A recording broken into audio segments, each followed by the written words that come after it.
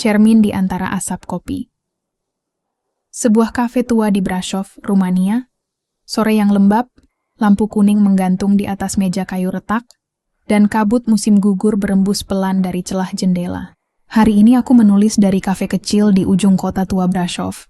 Dindingnya dipenuhi potret hitam putih dan aroma kopi tua yang menenangkan. Di luar, jalan berbatu berkilat lembab setelah hujan, dan angin membawa suara lonceng gereja dari menara jauh.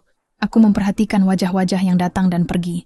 Ada yang tertawa keras setelah menerima panggilan kerja, ada yang memandangi ponselnya dengan wajah tegang, dan ada yang menatap kosong keluar jendela, seperti sedang mendengar sesuatu yang hanya dia sendiri tahu.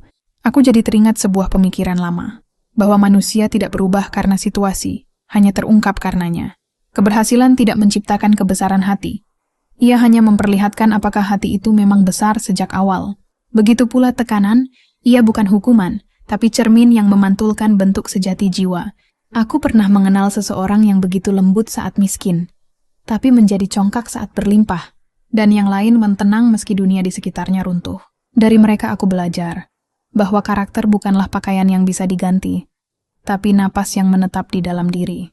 Ada 5 hal yang perlahan aku pelajari untuk membaca siapa seseorang itu. Pertama, bagaimana ia bersikap saat berhasil. Orang yang tak diubah oleh keberhasilan biasanya telah lama berdamai dengan dirinya. Kedua, karena bagaimana ia bertahan di bawah tekanan. Mereka yang mampu menenangkan badai dalam diri juga mampu menenangkan badai di luar. Ketiga, keselarasan antara ucapan dan tindakan. Ruang di mana integritas tinggal diam-diam tanpa banyak bicara. Keempat, rasa syukur. Mereka yang tahu berterima kasih pada hal kecil, tidak akan kehilangan arah ketika kehilangan hal besar. Dan terakhir, mungkin yang paling jujur, cara seseorang berbicara tentang orang lain yang tidak hadir. Karena di sanalah, seringkali, kita bisa melihat siapa yang setia bahkan ketika tidak ada yang menonton.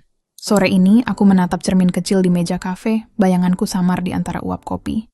Aku bertanya pada diri sendiri, jika keberhasilan datang, apakah aku tetap sederhana? Jika tekanan menghantam, apakah aku tetap lembut? Jika seseorang meninggalkan ruangan, bagaimana aku akan menyebut namanya? Mungkin, memahami karakter bukan soal menilai orang lain, melainkan mengenali cermin-cermin kecil dalam diri.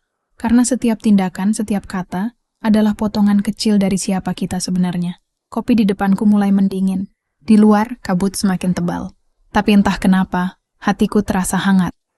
Seolah ada sesuatu yang diam-diam mengingatkanku bahwa karakter sejati tak perlu dipamerkan, cukup dijaga, agar tetap utuh di dalam keheningan.